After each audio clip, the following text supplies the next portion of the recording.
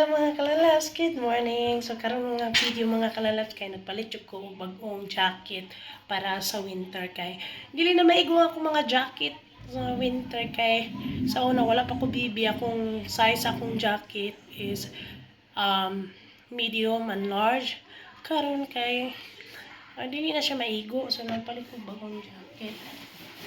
So mao ni siya ang akong bagong jacket mga kalalabs. Ayan. Bagong jacket ni MG Bibs. So, kani nga size kay small.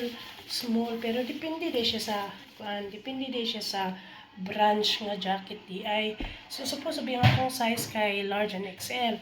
So, depende sa size or brand sa jacket. So, nagpagpag jacket. So, another color. Let's try to fit. Let's try to fit this one. So, mali siya ang jacket nga ako napalit. And then, naigo na siya. Dua siya ka zipper. So, naigo na siya. Ano siya. Pwede siya matakob ang para sa liog. Ang letter akong jacket. So, small ni siya mga kabib. So, lahat siya nga branch. Oh. Pero naigo siya. Feel siya. So, thank you for watching.